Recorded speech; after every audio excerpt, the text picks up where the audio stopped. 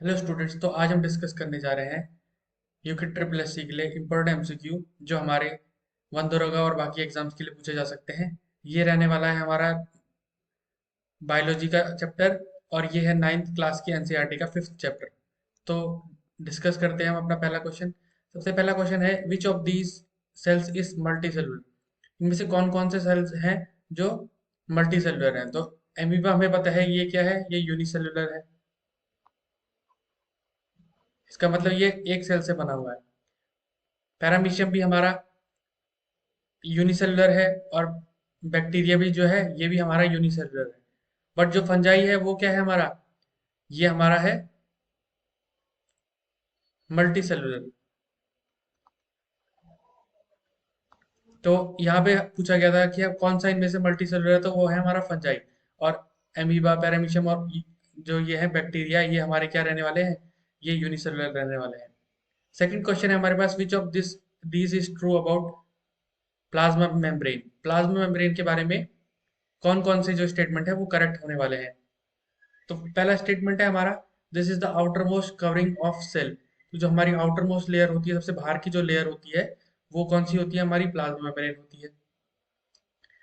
It is selectively permeable. तो ये selectively permeable है, मतलब इसका मतलब कि हर कुछ चीजें इससे अंदर बाहर मतलब ट्रांसपोर्ट नहीं हो सकती। कुछ कुछ चीजें होती हैं जो केवल यहाँ से ट्रेवल कर पाएंगी अंदर, और कुछ बाहर जा सकती हैं। वो एक सेलेक्टिवली प्रीमियल है, हर कुछ नहीं जा सकता, मतलब केवल गैसेस, वाटर, ये सब चीजें मूव कर सकती हैं। और थर्ड स्टेटमेंट है हमारे पास oxygen moves across the plasma membrane by diffusion. तो जो ऑक्सीजन का मूवमेंट होता है प्लाज्मा मेम्ब्रेन के अंदर, वो डिफ्यूजन के थ्रू होता है। तो डिफ्यूजन हमें पता है क्या होता है, कि जब कोई भी सब्सटेंस अपनी हायर कंसंट्रेशन से लोअर कंसंट्रेशन में मूव करता है, तो उसको हम डिफ्यूजन कहते हैं। तो ये स्टेटमेंट भी हमारी करेक्ट हो जाती है। थर्ड जो स्टेटमेंट है हमारी, if we dip a cell in a solution and it swells up, that means the solution is. तो अगर हम सपोज हमने ये कोई एक कंटेनर लिया, इसमें हमने कोई एक सोल्यूशन डाला है। अब हमें नहीं पता कि वो कैसा सोल्यूशन है। और अगर हम अपना जो कोई सेल है उसमें डिप करते हैं, तो और ये सेल जो है ये ये फूलने लगता है। मतलब ये जो, अगर ये श्रिंक, ये कम था अपने साइज में, तो इसका साइज इंक्रीज होने लगता है। तो इसका मतलब क्या है कि ये कौन सा सॉल्यूशन है जो हमने इसके बाहर डाला है, ये ये सॉल्यूशन है हाइपोटोनिक। तो जो हाइपोटोनिक सॉल्यूशन होता है उसकी क्या क्वालिटी होती है, उसके अंदर हाइपोटोनिक सॉल्यूशन के अंदर जो वाटर की क्वांटिटी होती है, वाटर की कंसंट्रेशन होती है, वो होती है हमारी मोर होती है। और जो सॉल्यूट की कंसंट्रेशन होती है वो कम होती है, सॉल्यूट लो। तो हम ऐसे कह सकते हैं कि कभी भी अगर हमें पूछा जाए कि हाइपो या हाइपर वो किसके सेंस में होता है, तो वो सॉल्यूट के टर्म्स में होता है। कि अगर सॉल्यूट की जो कंसंट्रेशन है वो कम होगी तो हाइपो कहलाएगा, और अगर सॉल्यूट की कंसंट्रेशन ज्यादा होगी, सॉल्यूट मोर, तो ये होगा हमारा हाइपोटोनिक हाइपरटोनिक सॉल्यूशन। ठीक है। आइसोटोनिक वो सॉल्यूशन होगा जिसमें सॉल्यूट और सॉल्वेंट दोनों की जो वो होगी, कंसंट्रेशन होगी, वो बराबर होगी, तो इसमें कोई मूवमेंट नहीं होगा। और अगर हाइपोटोनिक सॉल्यूशन में ही किसी सेल को रखा जाएगा तो वो श्रिंक करेगा। तो फिर क्या होगा, अगर ये सपोज कोई हमारे पास सेल है और इसे अगर हमने हाइपरटोनिक सॉल्यूशन में रख दिया, यहाँ पर क्या रख दिया हमने, हाइपरटोनिक, तो फिर जो वाटर यहाँ से होगा सेल के अंदर से वो बाहर जाएगा, और जो ये हमारी सेल है श्रिंक करने लग जाएगी, ये पतली हो जाएगी। तो ये हो जाएगा हमारा हाइपोटोनिक। और हाइपरटोनिक और आइसोटोनिक आप समझ गए होंगे। नेक्स्ट क्वेश्चन है हमारे पास which of the statements are true. तो इनमें से कौन कौन सी स्टेटमेंट्स हैं जो हमारी करेक्ट होने वाली है। Plant absorb water through osmosis. तो जो प्लांट है वो वाटर किसके थ्रू करता है, कौन सा प्रोसेस करता है, वो ऑस्मोसिस। ऑस्मोसिस हमने पढ़ लिया था कि क्या होता है, कि हायर कंसंट्रेशन से लोअर कंसंट्रेशन में, बट किसी मेम्ब्रेन के थ्रू जब ये चीज हो तो उसे ऑस्मोसिस कहते हैं। ऑस्मोसिस में क्या होता है, हायर टू लोअर कंसंट्रेशन तो होती है, बट इसके साथ साथ क्या होगा, हमारे पास कोई मेम्ब्रेन होनी चाहिए, मेम्ब्रेन के थ्रू चीजें हों। और अगर बिना मेम्ब्रेन के वो चीजें होंगी तो उसे हम कहते हैं डिफ्यूजन। डिफ्यूजन जैसे गैसेस में हो सकता है कि अगर हमने सपोज किसी रूम में हम हैं और हमने वहां पे कोई मान लो स्प्रे कर दिया, परफ्यूम स्प्रे कर दिया, तो वो सारी जगह फैल जाता है, तो वो तो हमारा डिफ्यूजन हो जाता है। बट ऑस्मोसिस नहीं कहेंगे उस प्रोसेस को। ऑस्मोसिस तब होता है जब वो किसी सेल, ये मतलब किसी भी मेम्ब्रेन के थ्रू होता है। तो जैसे किसी सेल के अंदर पानी एंटर कर रहा है, तो ये मेम्ब्रेन है यहाँ पे, और हायर कंसंट्रेशन से लोअर कंसंट्रेशन में, या लोअर कंसंट्रेशन से हायर कंसंट्रेशन में जाएगा। बट वो क्या होगा, किसी मेम्ब्रेन के थ्रू होगा, तो वो ऑस्मोसिस कहलाता है। और जो ये मेम्ब्रेन होती है हमारी, ये कैसी होनी चाहिए, ये होनी चाहिए हमारी सेमी परमिएबल मेम्ब्रेन। तो ये वर्ड भी हमें कीवर्ड याद रखना है। फिर नेक्स्ट स्टेटमेंट है जो हमारे पास, the plasma membrane is made up of lipid and protein. तो जो प्लाज्मा मेम्ब्रेन होती है वो किस चीज की बनी है, वो लिपिड्स और प्रोटीन की बनी है। तो ये स्टेटमेंट भी हमारी करेक्ट होती है।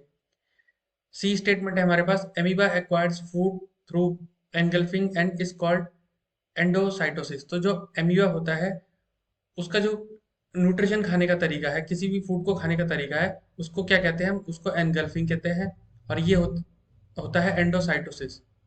तो सपोज जैसे कोई ये फूड है यहाँ पे रखा हुआ, तो वो अमीबा कैसे करेगा, पहले मूव करेगा इधर, और फिर एक एक साइड से वो मूव करता रहेगा, और फिर नेक्स्ट क्या करेगा, वो उसे ऐसे अपने सेल के अंदर आ जाएगा, मतलब अमीबा के अंदर आ जाएगा वो, और यहाँ से जो भी इसके न्यूट्रिएंट्स उसे लेने होंगे वो ले लेगा। तो ये जो प्रोसेस होता है इसे कहते हैं एनगल्फिंग, और इसे कहते हैं एंडोसाइटोसिस। तो all of the statements are correct. Next जो क्वेश्चन है हमारे पास, which of these is correct about cell wall. तो सेल वॉल से रिलेटेड कौन कौन सी हमारी जो स्टेटमेंट है वो यहाँ पे करेक्ट होने वाली है। पहला स्टेटमेंट है हमारे पास, plasma membrane is covered by cell wall. जो प्लाज्मा मेम्ब्रेन होती है वो एक सेल वॉल से कवर्ड होती है, तो ये स्टेटमेंट हमारी करेक्ट है। बी स्टेटमेंट है हमारे पास, it is composed of cellulose. तो जो ये प्लाज्मा में ये सेल वॉल होती है हमारी, ये किस चीज की बनी होती है, सेल वॉल बनी होती है सेल्यूलोज की। तो ये स्टेटमेंट भी हमारी करेक्ट हो जाती है। फिर थर्ड स्टेटमेंट है, plant cell loses water by osmosis and is called plasmolysis. तो अभी हमने वहां पे डिस्कस किया था कि अगर हम हाइपोटोनिक में रखते हैं या हाइपरटोनिक में रखते हैं, तो उसी से रिलेटेड ये क्वेश्चन बना है कि अगर हमने किसी प्लांट सेल को किसी एक सॉल्यूशन में रख दिया और वो वाटर को लूज करता है, तो उस प्रोसेस को हम क्या कहते हैं, प्लाज्मोलाइसिस कहते हैं। तो यहाँ पे भी हमारी क्या है, all the statements are correct.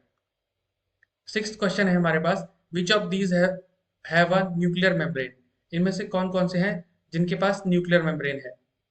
तो पहले स्टेटमेंट है हमारे पास प्रोकैरियोट्स, फिर है यूकैरियोट्स, और सी है हमारे पास बोथ ऑफ दीज और नन। तो इसका जो करेक्ट आंसर है वो है हमारे पास, किसके पास न्यूक्लियर मेम्ब्रेन होता है, ये होता है यूकैरियोट्स के पास। प्रोकैरियोट्स के पास न्यूक्लियर मेम्ब्रेन नहीं होता है। तो इसका आंसर के लिए करेक्ट ऑप्शन है ऑप्शन नंबर बी। जो हमारे प्रोकैरियोट्स होते हैं उनके पास कोई भी मेम्ब्रेन बाउंड ऑर्गेनेलीज नहीं होती है। तो इनके पास क्या है, न्यूक्लियर मेम्ब्रेन नहीं होता है। नेक्स्ट क्वेश्चन है हमारे पास, which of this is correct. तो कौन कौन सी स्टेटमेंट इसमें करेक्ट होने वाली है। The nucleus is doubly covered by nuclear membrane. तो जो न्यूक्लियस है उसमें क्या है, एक डबल मेम्ब्रेन बनी होती है, जो जो किसकी होती है, न्यूक्लियर न्यूक्लियर मेम्ब्रेन होती है। जो न्यूक्लियस होता है वो डबल कवर्ड होता है भाई न्यूक्लियर मेम्ब्रेन। तो ये स्टेटमेंट हमारी क्या होती है, सही स्टेटमेंट है हमारी। The nucleus has chromosomes and it contains DNA molecules. तो जो न्यूक्लियस होता है, न्यूक्लियस के अंदर क्या होता है, हमारे पास क्रोमोसोम्स होते हैं, और उन क्रोमोसोम्स के अंदर क्या होते हैं, हमारे पास डीएनए मॉलिक्यूल्स होते हैं, जो किस चीज के काम आते हैं, हेरिडिटरी ट्रांसफर करने के लिए। जो पेरेंट से जो बच्चों के पास जो ट्रांसफर होता है, वो क्या होता है, वो डीएनए मॉलिक्यूल्स के थ्रू ट्रांसफर होता है। तो ये स्टेटमेंट भी हमारी सही हो जाती है। सी स्टेटमेंट है हमारे पास, functional segments of DNA is called genes. तो जो डीएनए के जो फ्रेगमेंट होते हैं, जो सेगमेंट होते हैं छोटे छोटे, उनको क्या कहते हैं, हम उनको हम जीन्स कहते हैं। और ये जीन्स अभी हम बात कर रहे थे हेरिडिटी की, कि जो हेरिडिटी ट्रांसफर होती है बच्चों से, मतलब माँ बाप से बच्चों पे, तो वो किसके थ्रू होती है, वो जीन्स के थ्रू होती है। तो ये स्टेटमेंट भी हमारी करेक्ट हो जाती है। तो all the statements are correct. Next eight question है हमारे पास, which of these is true about cytoplasm. तो साइटोप्लाज्म के बारे में कौन कौन सी स्टेटमेंट्स हमारे यहाँ पे करेक्ट होने वाली है। It contains many cell organelles. तो साइटोप्लाज्म प्लाज्म के पास क्या होता है, साइटोप्लाज्म के अंदर बहुत सारी ऑर्गेनेलीज होती है, मतलब जो हमारा सेल होता है, सेल के अंदर ये हमारा सेल है। अब सेल के सबसे बाहर में क्या थी, हमारे पास सेल वॉल थी, फिर हमारे पास थी सेल मेम्ब्रेन थी, और उस सेल मेम्ब्रेन में हमारे पास क्या है, यहाँ पे पूरा साइटोप्लाज्म है। और इसी साइटोप्लाज्म में बहुत अलग अलग हमारी क्या होंगी, ऑर्गेनेलीज प्रेजेंट होंगी। तो ये स्टेटमेंट हमारी सही हो जाती है। It it is a fluid content inside cell membrane. तो जो साइटोप्लाज्म के अंदर क्या है, वो सारा फ्लूइड ही है कनेक्टेड, सारा फ्लूइड रहता है उसके अंदर, सेल मेम्ब्रेन के अंदर। तो वो कवर्ड रहता है सेल मेम्ब्रेन के थ्रू। Viruses do not have cell any membrane. तो वायरस वायरस के पास कोई भी जो है मेम्ब्रेन नहीं होती, सेल मेम्ब्रेन ये सब कुछ नहीं होता उनके पास। तो ये जो हमारी स्टेटमेंट है ये सही है, क्योंकि वो इसीलिए वो हम उन्हें इनएक्टिव भी कहते हैं। मतलब वो पूरी तरह से लिविंग नहीं होते, इसलिए हम वायरसेस को इनएक्टिव कहते हैं। Membrane bound cell organelles are absent in prokaryotes. तो जो अभी हमने डिस्कस किया था पहले भी, एक क्वेश्चन में आया था शायद ये, कि जो हमारी मतलब मेम्ब्रेन बाउंड ऑर्गेनेल्स होती है वो प्रोकैरियोट्स में नहीं प्रेजेंट होती। तो ये स्टेटमेंट भी हमारी करेक्ट होती है। नाइन्थ क्वेश्चन है हमारे पास, which of these show correct combination of cell organelles and their function. तो कौन कौन से ऐसी यहाँ पे ऑर्गेनेल्स हैं और उनका जो फंक्शन है, जो उनका मतलब जो कार्य करते हैं, कौन कौन सा सही बता रहा है इसके बारे में। तो एंडोप्लाज्मिक रेटिकुलम किस लिए काम आता है, वो प्रोटीन सिंथेसिस के लिए काम आते हैं। तो ये स्टेटमेंट हमारी करेक्ट हो जाती है। और बी स्टेटमेंट है हमारे पास, गोल्जी apparatus, ये इनका क्या काम होता है, ये करते हैं मॉडिफिकेशन और पैकिंग करते हैं ये। तो ये भी करेक्ट है। माइटोकॉन्ड्रिया, तो ये तो पावर हाउस ऑफ सेल भी बोलते हैं इसे। तो ये क्या करता है, एक तरह से एनर्जी प्रोड्यूस करता है, तो ये इसलिए पावर हाउस कहलाता है। तो ये स्टेटमेंट भी हमारी करेक्ट है। जो डी डी ऑप्शन है हमारे पास वो है वैक्यूल्स। तो वैक्यूल्स क्या करते हैं, स्टोरेज करते हैं। ये जैसे फ्लूइड वगैरह या फूड या जो भी चीजें होंगी वो स्टोर करके रखते हैं, जो हमारा प्लांट सेल या एनिमल सेल जो भी है उसमें।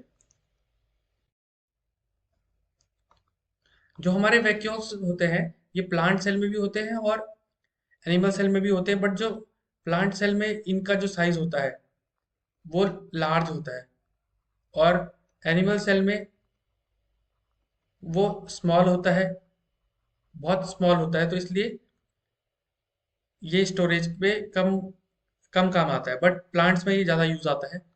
तो नेक्स्ट जो है हमारे पास, which of these is true about plastids. तो प्लास्टिड्स के बारे में कौन कौन सी स्टेटमेंट्स हमारी यहाँ पे करेक्ट होने वाली हैं। फर्स्ट स्टेटमेंट है, they are present in plant sales.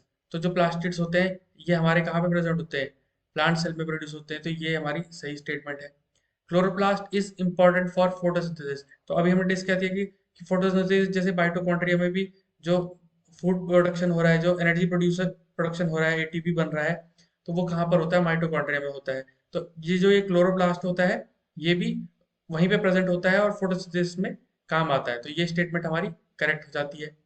Leucoplast stores starch, oils and proteins and protein granules. तो ल्यूकोप्लास्ट क्या क्या चीजें स्टोर करता है, स्टार्च, ऑयल और प्रोटीन ग्रेन्यूल्स को स्टोर करता है। तो ये स्टेटमेंट भी हमारी करेक्ट है। डी स्टेटमेंट है हमारे पास, क्रोमोप्लास्ट आर कलर्ड प्लास्टिड्स। तो क्रोमा से ही हमें समझ आना चाहिए, क्रोमा मतलब कलर्ड होता है। तो यहाँ पे क्या है, क्रोमा मतलब कलर्ड हो गया, तो ये कलर्ड प्लास्टिड्स होते हैं। तो ये स्टेटमेंट भी हमारी करेक्ट है। ल्यूको से हमें क्या समझ में आना चाहिए, ल्यूको मतलब व्हाइट होता है। तो व्हाइट कौन कैसे होते हैं, जैसे ये स्टार्च और ये सब ऑयल्स ऐसे रिलेट करके याद कर सकते हैं कि ल्यूको मतलब ये व्हाइट होते हैं। तो इनका कलर कैसा होगा, ल्यूको मीन्स व्हाइट। तो यहाँ पे हमारी ये सीरीज भी खत्म हो चुकी है इस चैप्टर की। अगर आपको हमारी वीडियोस अच्छी लगती हैं तो आप लाइक कर सकते हैं, और कोई सजेशंस चाहिए तो वो भी कमेंट कर सकते हैं आप। Thank you.